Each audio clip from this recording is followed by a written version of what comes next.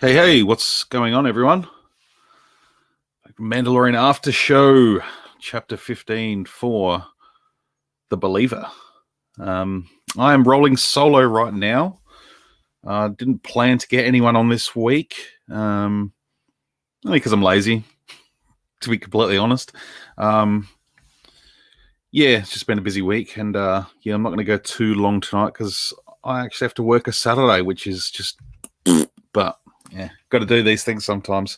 I've had a pretty good run without having to work a weekend, so I'll be getting up nice and early to work.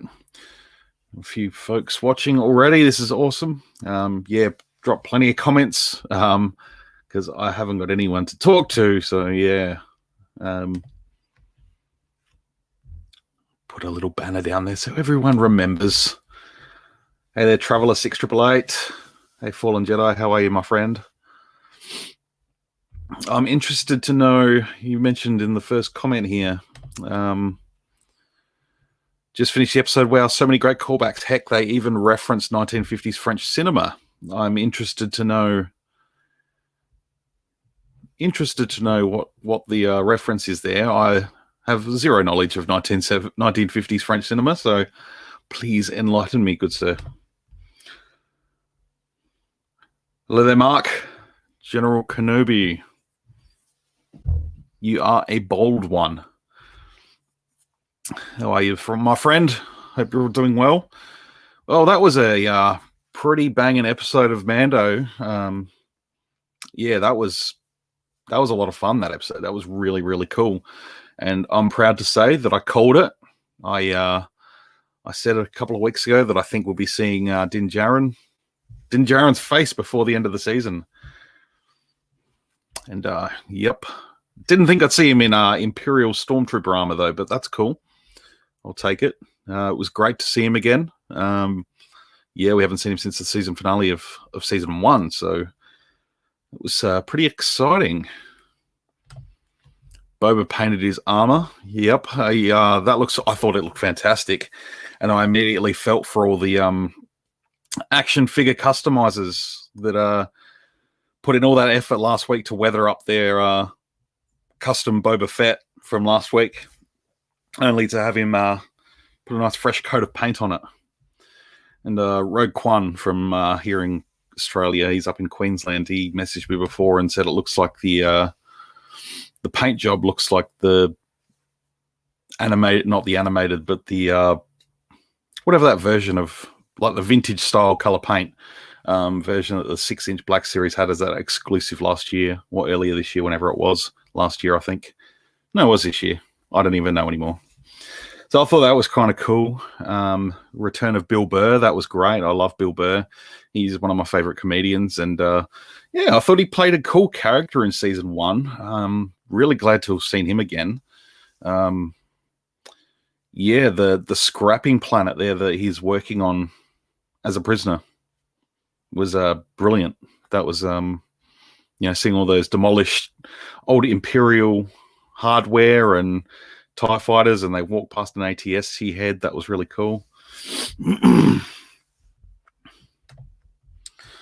Wages of Fear, 1953. The truck drivers have to transport a cargo of volatile explosives across dangerous terrain. That's really cool. That's kudos to you for knowing that. That is really, really cool. Exactly what Mark says here. Wow, that's deep knowledge. Absolutely, that was fantastic. Yeah, this is just a cool sort of undercover spy operative episode. Like it was really cool. I thought we'd be busting Bill Burr out of the ship. Sorry, I'm going to keep calling him Bill Burr because that's who he is. Mayfield, I thought we would be boarding that prisoner ship again from season 1. But not to be. But it is cool. The tie-in here is that Rick Famuyiwa directed and wrote this episode, and he also did that episode with the prisoner ship in season 1. The men driving the cargo were frenemies. Hashtag nerd, he says. The scene at the end was amazing. Yes, it was. That was fantastic. That was just Mando. Just, he's done. He's not taking any more crap from Gideon. Love it. I actually really like the aliens, the guards that were chasing after the transport there on their little skiff scooter things. And I thought initially that we were going to see the Trandoshans again, like from the episode Padawan Lost from the Clone Wars. It was like the last 2 episodes of season 3, I think, where Ahsoka was marooned on that planet with a couple of young Padawans, and the Trandoshans basically just dropped them off there and hunted them. That's what I thought they were going for there with the but I couldn't pick what aliens they were. They looked like a new alien to me. I thought they were, for a minute there, they had the horns coming down the side. I thought they might be Iktochi, like Sacy Tin, but that wasn't the case. It looked like it was just more like an extra sort of skin cheek thing, but they looked cool. I really liked them. They were throwing those bombs at him, and it was kind of funny just seeing Mando in stormtrooper armor. But yeah, that was fantastic. Really, really fun episode. There was action, there was a bit of intrigue. I liked the Imperial officer that was caught him using the machine to get the data he wanted, and then basically called him over for a drink, and was just, Bill Burr was sort of milking him, and ended with a good old shootout. I love it.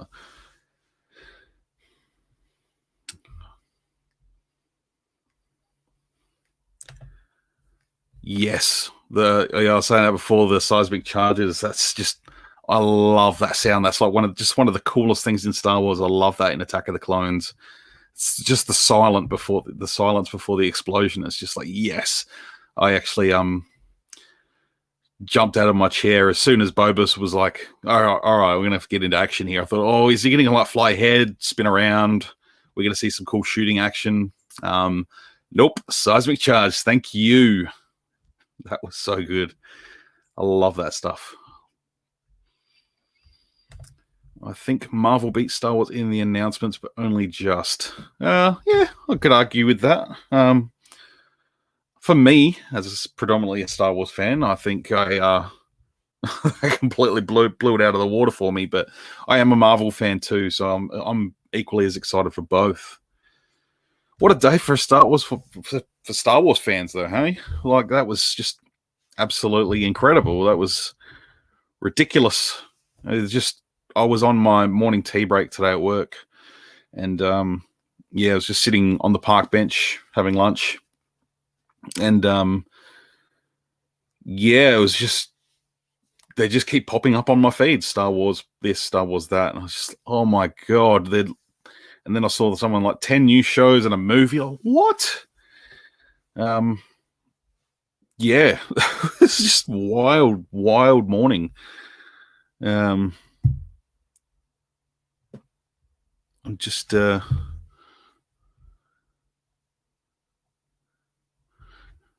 checking my Instagram as I go here. Mando's armor made him look like the love child of a mud trooper and a hover tank driver. I now wish those hover tank driver 6-inch Black Series were more readily available, because I'd be customizing one of them up right now. But I also feel that Hasbro wouldn't bypass the opportunity to put a repainted figure out with Din Djarin's head on it. So I don't know. I think it's cool. Keep saying it, but it's the best time to be a Star Wars fan. I am 100% in agreement with you there, sir. Absolutely.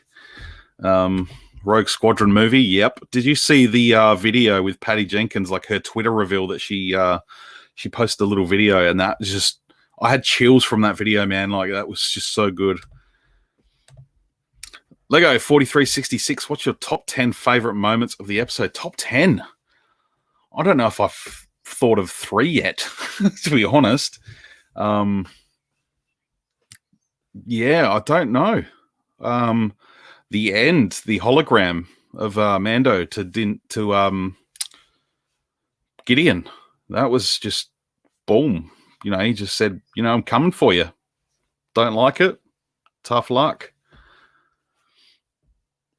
Yeah, I don't know. There was so much good stuff in this episode. I loved the fight on the top of the train, or the vehicle, the bus, whatever it is.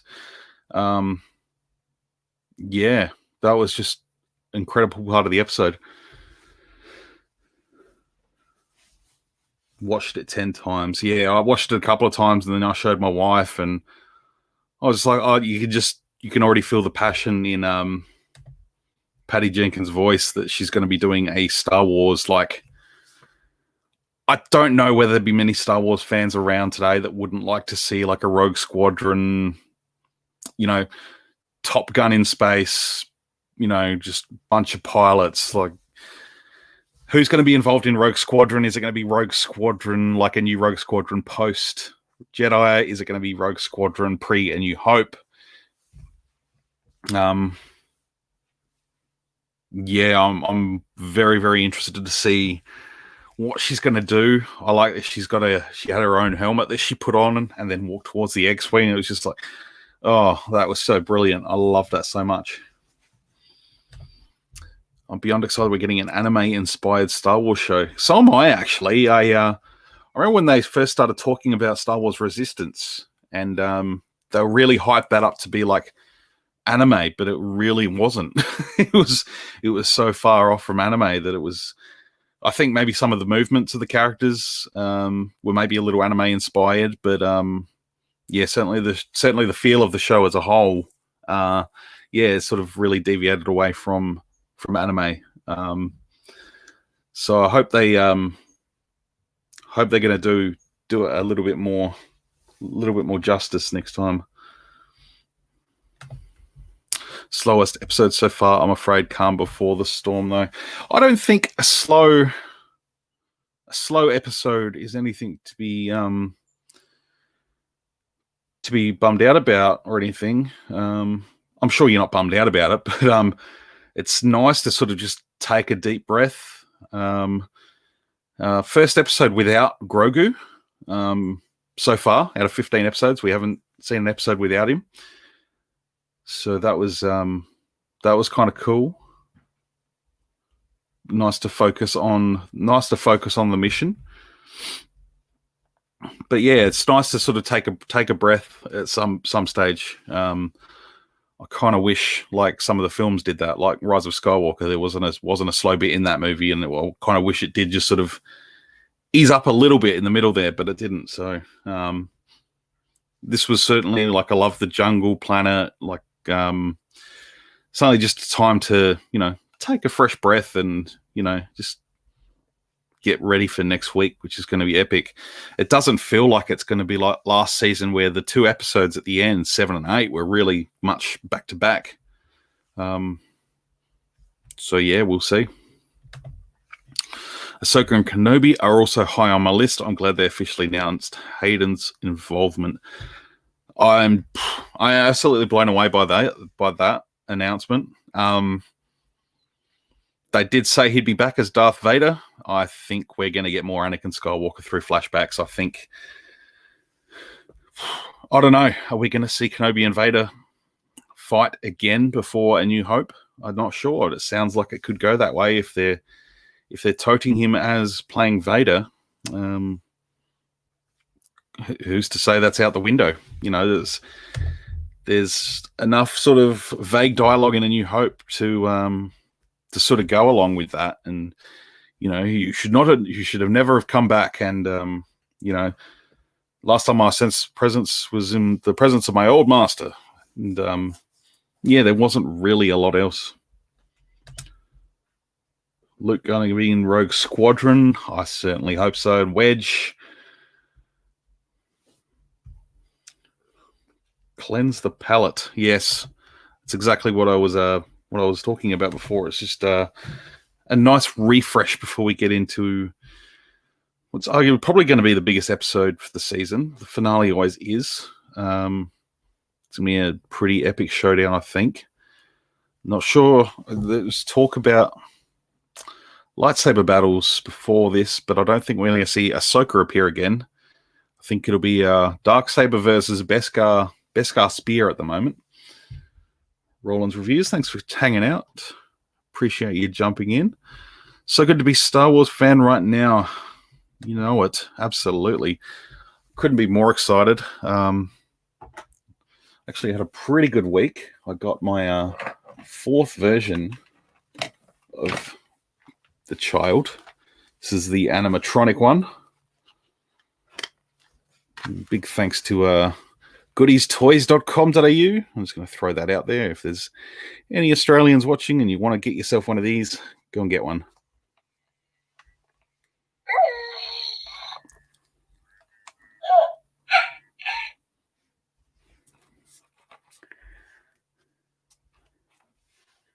Come on.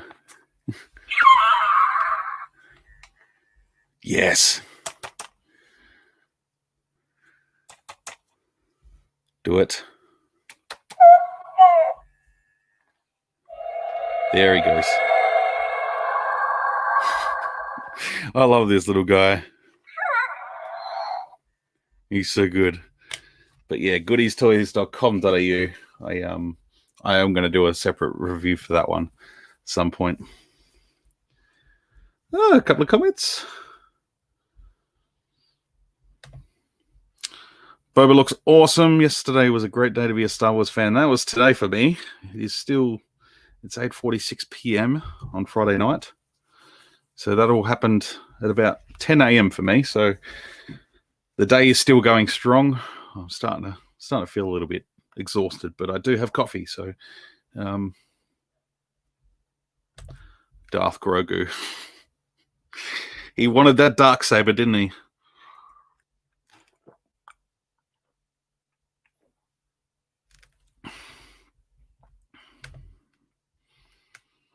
Hey, Ed, how you doing, mate? I'm doing well. I'm doing really well. For a Friday night, like I said, having to work tomorrow morning, it's only going to be a short shift, but that'll be fine. I do like my Saturday lay-in beds with a coffee and relax. Not this week, but that's okay.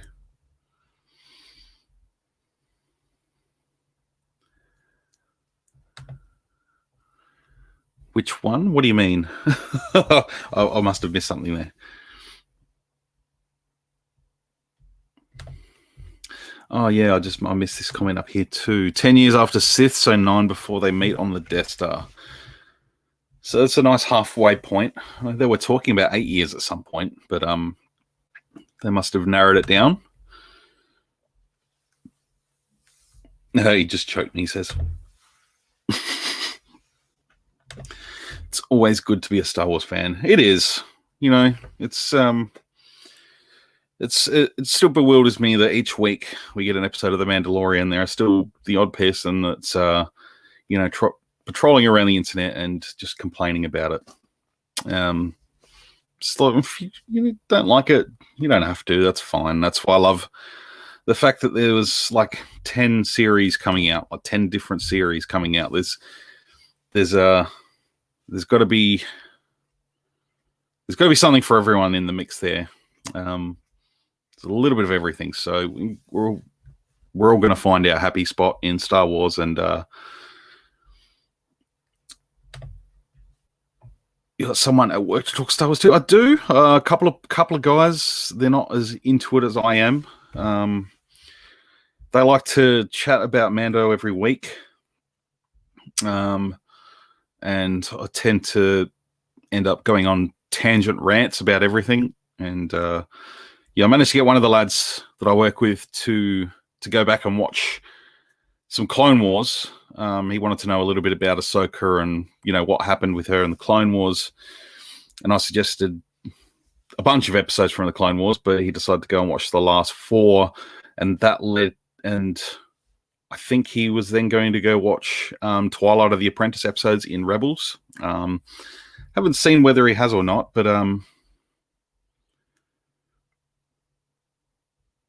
yeah. Hey, Red Quoll. Hello there.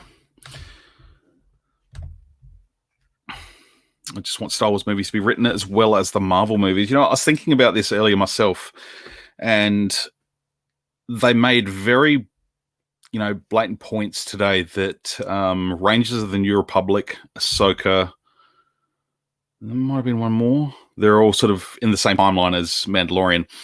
And I think we've already seen, the seeds of those two shows being planted through Carson Teva, the New Republic pilot that was talking with Cara Dune a couple episodes back. I dare say he'll be one of the Rangers of the New Republic. I think this is all going to be Outer Rim. These are all going to tie together. We're going to have crossovers. We're going to have all that good stuff. It's all going to paint a big picture. We're just going to see the journey through 3 different lenses. And it's going to be very much like Marvel's done at such a big level. But I think Star Wars will work its way towards something that's sort of MCU-esque. It really doesn't need to. But it's cool that they're really sort of with TV series like The Acolyte that was revealed today. It's going to come out the end of the High Republic era. So sort of 200 years ago. So they're really going to jump in and start, dabbling in these different areas and painting sort of a broader universe and seeing what works here. And, we'll jump into the future here and then way back into the past here and see what people grasp onto and build from there. And I think that's what the TV series are going to be in terms of, where's Star Wars going to go in the future? Where's like a timeline era that people are really going to jump into and latch onto. But Mandalorian, this whole Outer Rim area at the moment is, definitely a nice sandbox to play in. Makes shift go fast when you can talk Star Wars. Absolutely 100%. I just bought a vintage collection of Slave One, and that will be probably one of the greatest decisions you've made this year.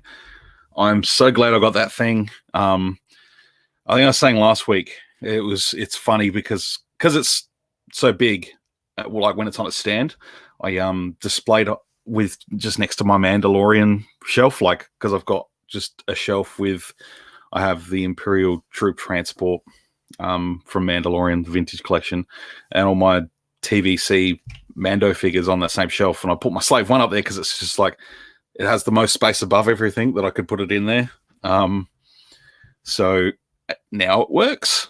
It works. It's in Mandalorian. So I hope we get a Boba Fett to go with it. A new Mandalorian Boba Fett. I'm not talking about Return of the Jedi Fett. I will take the new Return of the Jedi Fett, both of them. But more Fett, please. I'm out of the closet. I'm out of the denial of being a Boba fanboy. I'm all in.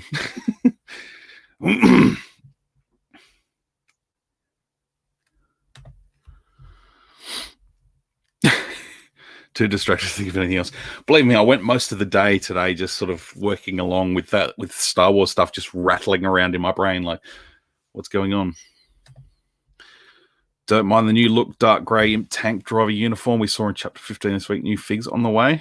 Yeah, I was saying that before. It wouldn't be like Hasbro to turn down a quick repaint and some new packaging. And quite frankly, we'll take it. Especially you can put that new Din Djarin head on that figure, pull off a pauldron, ding the armor up, smash a bit of armor. I loved in that fight scene where he was fighting the guys and the guy coming in with stuff, his immediate reaction was to like block, and it just smashed the crappy Stormtrooper armor on his arm. He's used to blocking with his Beskar armor.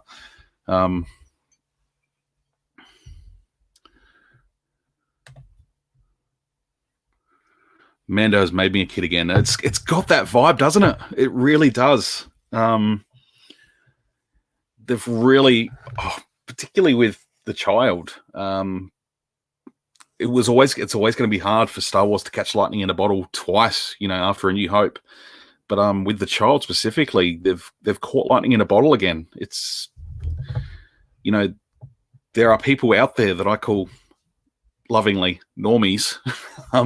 They aren't people that are watching live streams talking about Star Wars on a Friday night. But they're watching every week. They want to see more of Baby Yoda. If they can connect 23 movies, they should be able to connect a trilogy. Absolutely. I think Rogue Squadron could be a potential trilogy. I mean, look back at the old novels, and there were a series of X-Wing novels, and they've built up really, really great stories around these pilots, and absolutely could do it again. Hey, Roquan. How you doing, buddy? Thanks for tuning in. I appreciate it.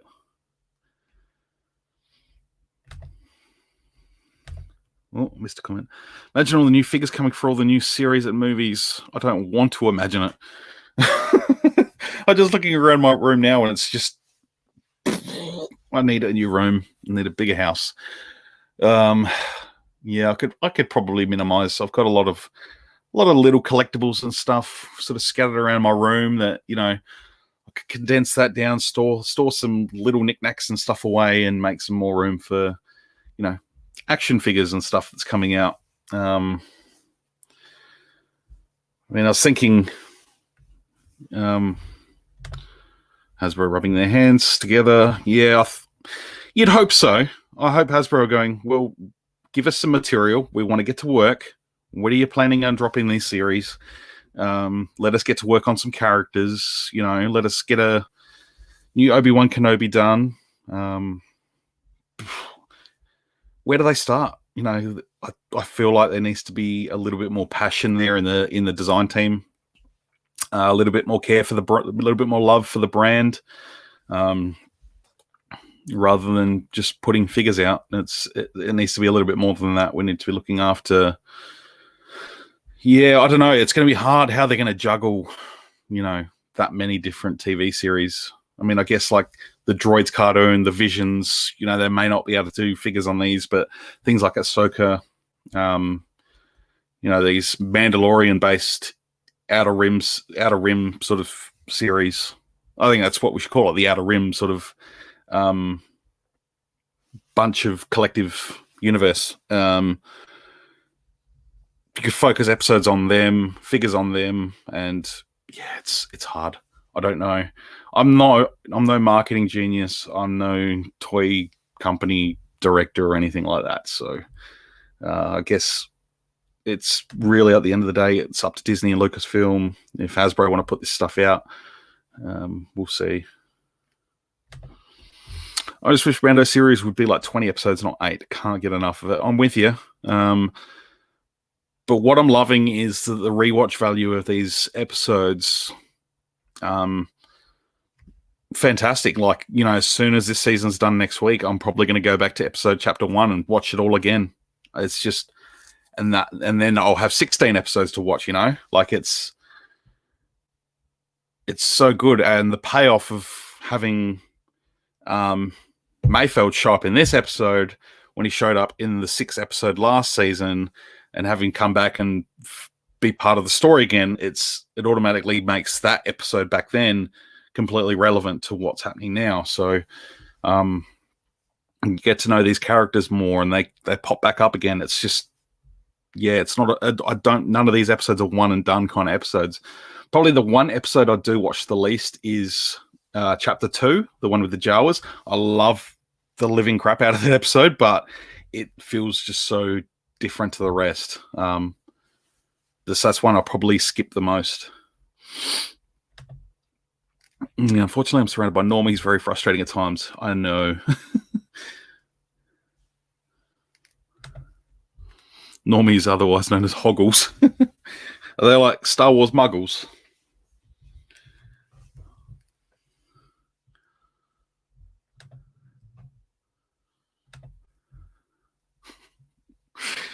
Oh, yeah. Can imagine Patrick now. Get to work, buddy. Get to work. You have to feel these angry. You don't have to field questions from angry Star Wars fans if you just do your job. Get them done. Get them out, put them on the shelves, and we'll give you our money. So I'm glad I got the table just walled.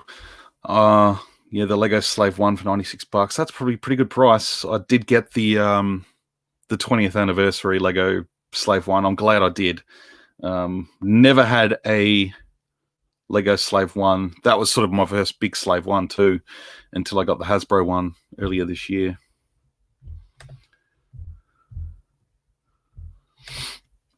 How good was it seeing Boba's newly painted armor next to Mando's shiny armor on Slave 1? There was a moment there, Boba Fett stepped out of the ship, and immediately I saw his new repainted armor.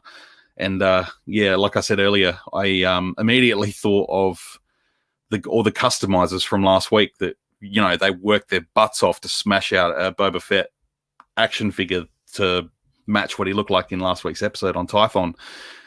And all the weathering and all the silver and all the rust, and they worked so hard to get these figures done so that it could have a custom action figure to represent Boba Fett in Mando. And he comes back a week later and he's painted it all, look like a nice fresh coat of paint. And I actually thought when Mando stepped out of the Slave 1 behind him, his armor was reflecting off of the bottom of the Slave 1, the nose that sort of hangs out over. So I thought he'd put some like green accents on his armor as well, but that wasn't the case.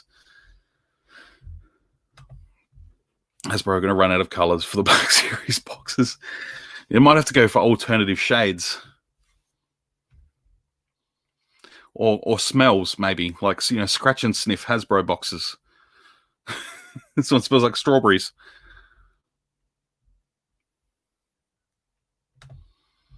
This is not Star Wars, but I'm excited for the Loki show.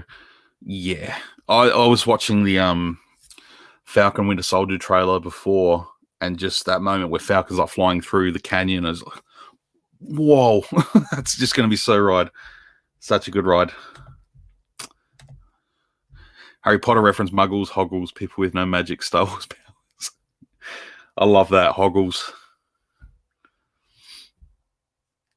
David McFadden in the comments. Hey, mate, how are you? Should be struggles. Yes, stir for Star Wars. That's good coffee. Except that it's gone. And the color scheme reminded me of the pre-production Fett armor. That's what I was trying to say before, the pre-production. I love it. I love that he still sort of kept some of that under armor, like the black cloth that he was wearing last week. Just a nice, cool look at Boba Fett again. I hope we get to see him in a little bit more action next week. But he is sort of just in it for the ride to help. We're all going to have a lot of Mando Boba Fett figs. Yes, we are. If we're not already. I know a bunch of us in Australia just got the new wave this week of vintage collection. Mandalorian, the Armorer, Rogue One Vader, and Moff Gideon. They're so good. I just dropped 2 reviews today, so I'm really, really happy with that. No Afra series though. That was rumored, wasn't it? I'm not. Yeah, that was. And I remember they were talking about Chloe Bennett from S.H.I.E.L.D. maybe playing Afra, and that would have been a good choice. She would have been a bit of funky, sassy sort of. I love Dr. Afra. I think she's a fantastic character. I'd love to see that. It's like a yeah, I don't know. They're going pretty strong with the comics, aren't they? With Afra. Yeah, I think the Afra comic series has been pretty successful. So I don't know if they want to clash with that, but at the same time, why not? Find a great actress to play Dr. Afra, and you could have a sort of a really fun series, in between the comics with her murder droids. They'd make for a very interesting series. Din had his helmet off. Could this be the start of him removing his Mando helmet more often? That's something I really wanted to get off my chest here on the stream tonight. Was I pointed out last week that Din Djarin, this season, he's meeting people wearing Mandalorian armor that take off their helmets instantly. First episode meets Cobb Vanth. He walks in, takes his helmet off, says, "You're not Mandalorian." And fair enough, he wasn't Mandalorian. He was wearing Mandalorian armor. Then he meets Bo-Katan, who was essentially Mandalorian royalty, essentially being heir apparent to the throne of Mandalore. They just take their helmets off, and it's like, and he started learning about, his heritage as a foundling and the fact that they were a bit of a cult that were pushing for this old way of living for Mandalorians. And then Boba Fett, he's every right to be a Mandalorian as Din Djarin, as the son of a foundling, and he takes his helmet off. And Mayfeld had a great argument, basically saying, what's the difference? What is it that you're trying to cover up? Is it the way that you keep your helmet on? Is that the Mandalorian way? Is it the fact that you don't show your face? Which is it? Because they're both completely different things. And I think all this stuff is really starting to resonate with him, with Din Djarin. And yeah, I think it's going to be, we're going to be seeing Pedro Pascal as Din Djarin a whole lot more, which I really hope so, because, you get a great actor there. It would kind of be a bit of shame to not see him more often. And my sort of speculation for next week is that there might be a bit of push and pull with Grogu when he goes in to get him back. Moff Gideon sort of maybe saying, I can offer you this, and this. You're powerful, yada yada yada. And one last thing is Din Djarin taking off his helmet and showing him who he really is to, get that 100% trust of Grogu. That's just my little theory. Yeah, we'll see. We're only just getting season 1 Mando figs. They need to speed up production to keep up. I agree 100%. I also think Lucasfilm could be partially at fault for that, because they're the ones that want to keep this all under wraps, and they're not giving Hasbro as much access to the material to work from. So when the material does start dropping, Hasbro really got to sort of scrap together to get this stuff from, within that 18-month process that it takes for designed, because concept design to be on the shelf, it's a 12 to 18-month process. And they've really, I think, even with the latest Din Djarin pack, the 6-inch Black Series pack, I feel that was a rush move to get that out, because it was just not enough lead time to do that. Whereas Funko can put out a new Funko Pop 3 months after it's shown, so it's still really very relevant. Can't wait for more Mando Boba Fett figs. Maybe next Monday on Mando Monday we'll see some stuff. Also, no Boba Fett series. I think Boba Fett has a big part to play still within this realm. I wouldn't rule that out just yet. Let's just say that. I wouldn't rule that out. I think next Mando Monday is the last one, I think.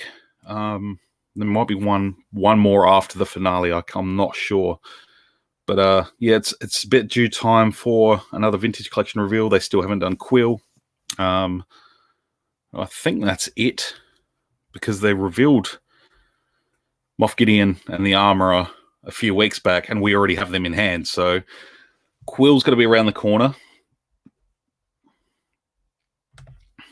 With Afri, you also get Vader. Yep, that is, you do. That's a big selling point too. Yeah, I don't know. I wouldn't put it past them to still pull Afri in for a series. Unless Taika movie is Afra. I don't know. There was a bit of a teaser art today showing like a big space pyramid diamond thing. And a lot of people are speculating it was the Faux Yor from the Dawn of the Jedi comic series. A lot of people saying that he may go way back, but who knows? I did like Taika's post he put on Instagram. He posted a picture of his thing.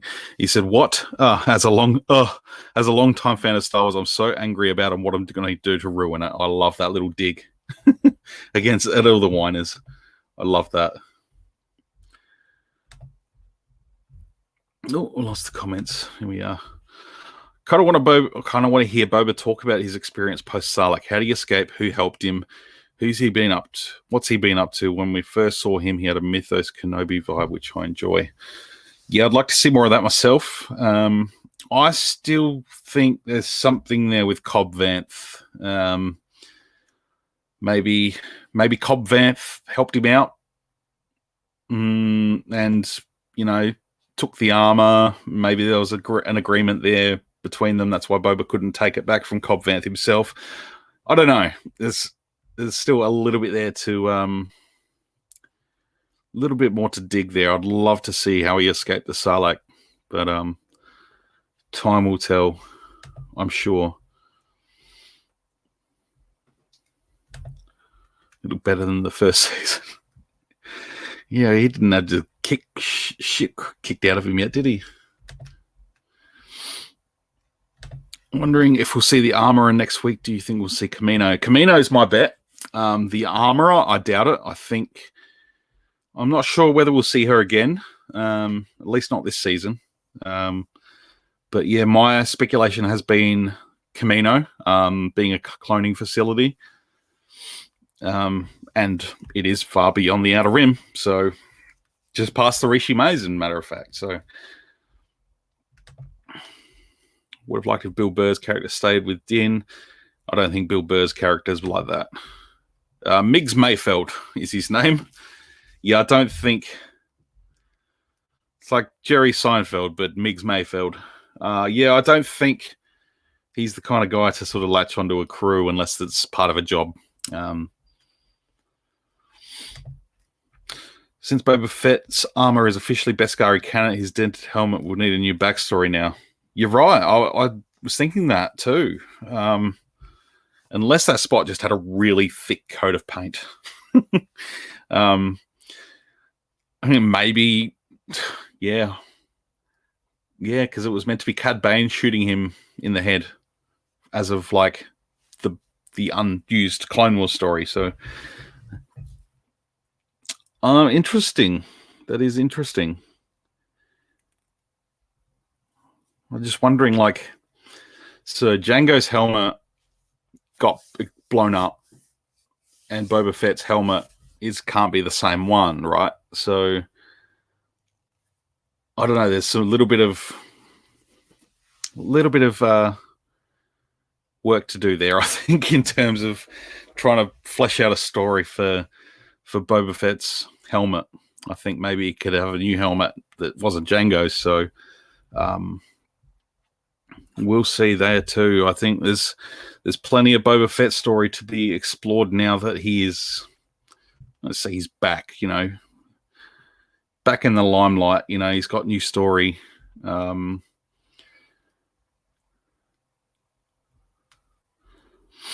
Should be very interesting.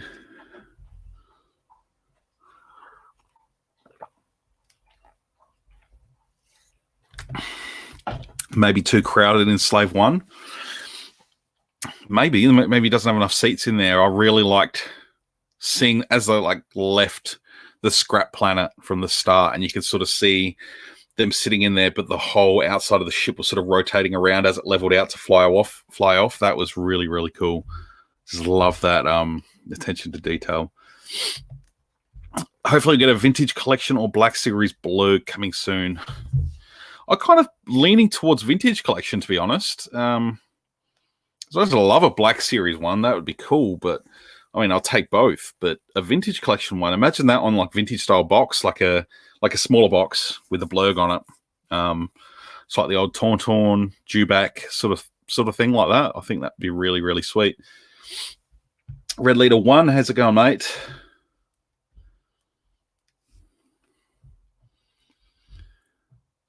Yeah, we'll shoot you a message some point over the weekend. See when you're free. I'd love to do a bit of a video about talking about all the new announcements today, if you're keen. Just record a little bit of a live chat or something, and then throw it together and just throw some thoughts out there. I thought that'd be a cool idea if you've got some time at some point.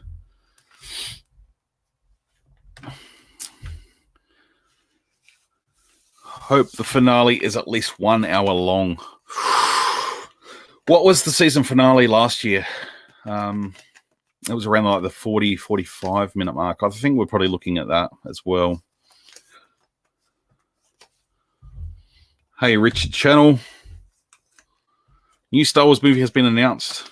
It was 2, basically, because Taika Waititi's and Rogue Squadron. I know Red Leader 1, he's excited about Rogue Squadron. This is like a dream come true for him. I know that. I know it's the same for a lot of Star Wars fans. But someone who loves his fighter craft and ships and, just fighter jets in real life, I know that Red Leader 1 is over the moon excited with this announcement about Rogue Squadron movie. Oh. That's possible. It's a different helmet. I forgot they blew up Jango's helmet when Boba trapped Anakin a window on that moon in Clone Wars. Yeah, he was trying to kill Whip Mace. Yeah, and he put the bomb. I only remember that because I've watched those episodes in a long time, but I remember that because the young Boba Fett figure that came in the Clone Wars animated series, he came with a Jango Fett helmet that splits apart and there's a little detonator bomb thing in there. So I always remember that because of that little accessory.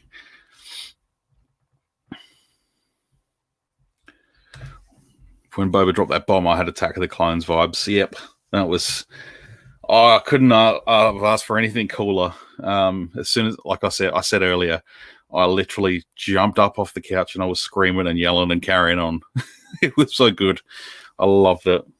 I just love that sound effect. That's one of my favorite sound effects in Star Wars. Yeah, that was I can't wait to watch this episode again. It was just a really, really great episode.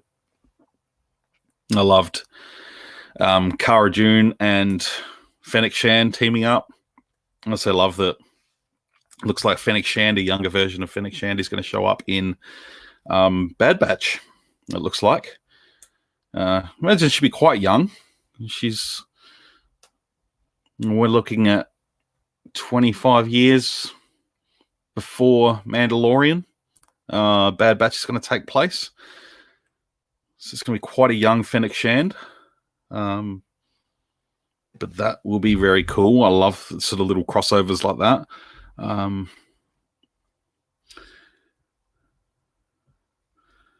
This episode was definitely a little shorter than last year's episode 7. I think it was around 50 or 40 minutes, but this episode was still awesome nonetheless. I agree 100%. I loved this. I just loved this episode a lot. It was really, really great. I just love the vibe of it, like just the feeling of that sort of Imperial settlement there. It was, their little base. It was like a dam. It was a dam. But yeah, it was just got blown to smithereens at the end. Thanks, Mayfeld.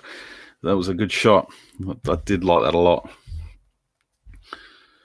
But yeah, I was just thinking when Mando got changed into the tank trooper armor earlier on in the episode, and he gave the big bag of Beskar to Cara Dune, I didn't think we'd be seeing it again. I just had this weird feeling. And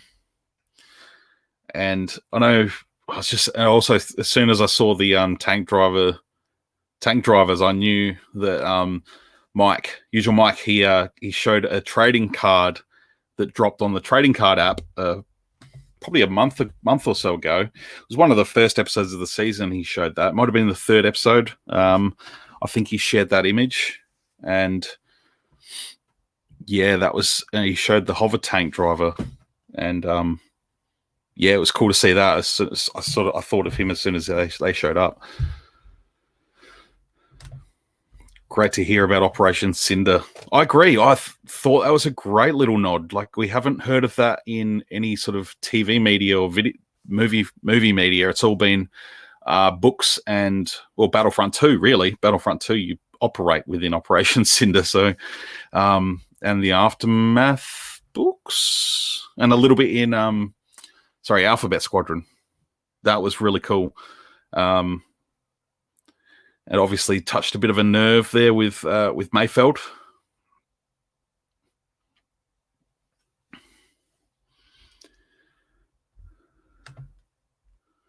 Loved how at the end Mando repeated Moff Gideon's words from season 1, episode 8 about the child. Yeah, I was hanging on every word as soon as he was saying it. I'm like, he's just throwing it straight back in Gideon's face. It was so good. I love Moff Gideon. I think he's just such a fantastic villain. Haven't seen much of him though, but he's just got this ever commanding presence on screen. It's funny because a lot of people saw the Black Series figure and saw how short he was, and you sort of go back and watch the show now, and you're like, well, Gideon is a little bit small, isn't he? Like, he's not a tall guy like you expect, big, bulking, sort of Vader-like character. But he's sort of a short guy. I believe he's only like 5'7" or something in real life. But you watched him last episode as he walked into the cell where Grogu is, and the stormtroopers he's walking with are taller than him by half a foot.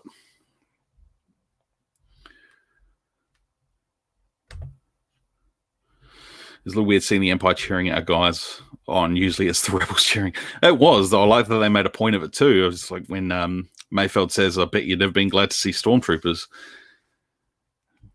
It was great. It was painting like the other side of the picture of these Imperials are just soldiers doing their duty. So it was kind of cool. The Imperial officer that Mayfeld shot seemed to be alluding to the First Order in a roundabout way.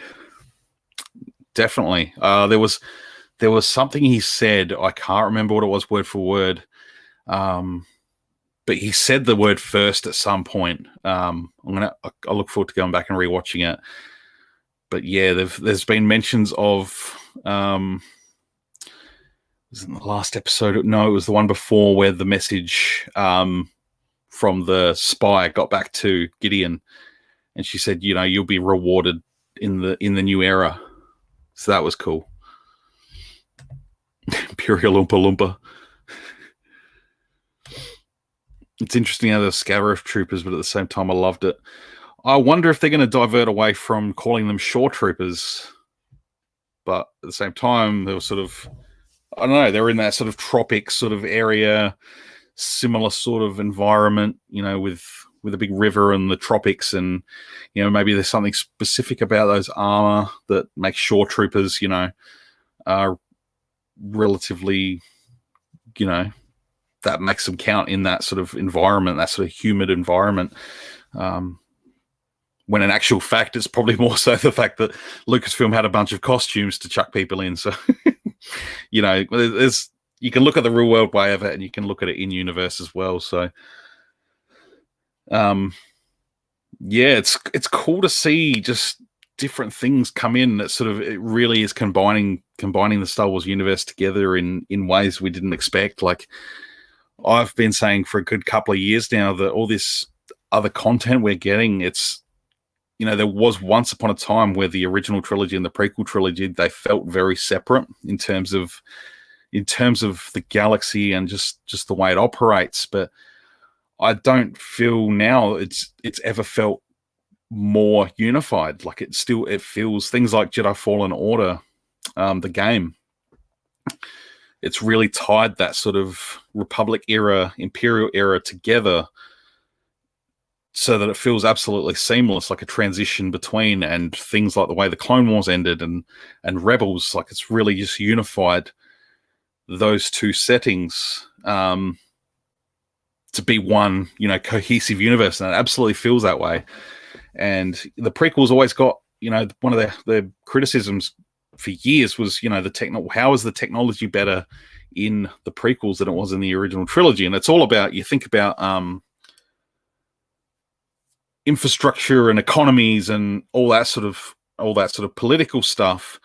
And it's not necessarily political, but it's the state of the galaxies in, it's once the Empire took over, it was all about affordability, trying to, mass produce everything. So the quality went down, and they didn't need, the Naboo didn't need, their fighters, their sleek yellow fighters as fighters, like they would have been for, probably occasional defense, but mostly probably just showmanship. They're always nicely polished. There'd be, big Naboo parades. And, once the Empire took control of the galaxy, it was all very streamlined. Pump it out of the factories, throw it out on the line, get these TIE fighters just pumping out the factories, and there's just no elegant design to them. And, the rebels had to scrounge together, coal together old ships that were just, they would have been junk years ago, but that's all they could get their hands on. So they're really painting that picture of that transition between PT and OT really, really well. And I think they're really just sort of touching on that surface with the link between OT and ST. And it'll take a long time to get there, because there is 30 years removed between Jedi and Force Awakens. So it's not going to happen overnight. And it's probably not going to happen in the next couple of years, but we'll start seeing little tidbits that will sort of paint those films a bigger, broader picture. Because when you think about a 2.5 hour film, it's really focused on in one moment in Star Wars history. You look at the prequels, it's episode 1, it's the moment Anakin's discovered. Episode 2, it's the moment Anakin's mother dies. Like it's all surrounding that, and Anakin's sort of finding his power as a Jedi. Episode 3, it's the fall. You're not getting all the other little painted bits in the middle. It's episodes like the TV shows like the Clone Wars that really paint those finer brushstrokes in the middle to make the picture seem more whole. And it's the same thing with the sequel trilogy. They're all just explicit big moments that happen to the characters, but it's all the in-between stuff that we take for granted as knowing about with the OT and PT now, that we haven't got that full picture painted yet. So be patient, stick with it, because they're going to tell these stories, and the sequel trilogy will come around to feeling more as cohesive as everything else has, despite the fact that it does feel quite removed today. And I can sort of see, I can see where they're going with it. How they're going to do it is another thing. But that's just my little spiel for the night. I just things like that. Just I let it boil up, and I just need to let that out. Let that out onto the world. So where was I in the comments? There's been a few. Let's get back to Mando, and then I'll think about wrapping up very shortly, because it's already been an hour, and I need to get to bed. So I've got to get up at the crack of bottom. Looks like Boba not only got a new paint job, but his gear is updated. He's got a left kneecap blast in the shot when Mayfield is walking towards Slave One. I didn't pick up on that. Well spotted. Well spotted. I love, another thing that I love about the rewatchability is you pick up all the subtle little details, Easter eggs, all that good stuff in between. So, yeah. All right, folks. Well, I might wrap it up for another week. I really, really loved this episode. I'm really, really excited about next week. I'm going to try and plan a little better and get some folks together and maybe do a big old round table for the finale and see how long we can talk for. I'd love to get a bunch of folks involved. If anyone's keen, track me down social media, shoot me a message on Instagram, Facebook, whatever, hit me up. We can, I don't know what the limit is for people on StreamYard, but I'd be happy to find out. And yeah, do a bit of a big roundtable with a bunch of people. I think that'd be a lot of fun. And try and pull together some of the folks that have joined me over the last 2 and a bit months now. It's 2 months. It's been 2 months next week. So it'd be great. It would be really, really great. I appreciate everyone for watching and coming and hanging out every week. It means a lot to me. There's 20 odd people here in the watching and in the chat and all that sort of stuff. It's I have a lot of fun with it. So it's great to get some of this stuff off of my head. So 6 weeks. Okay. Because I've been doing the other live streams beforehand too, it feels like a little bit longer. No, Ed, I won't work too hard. It'll only be like a 3-4 hour shift top, so it won't be that bad at all.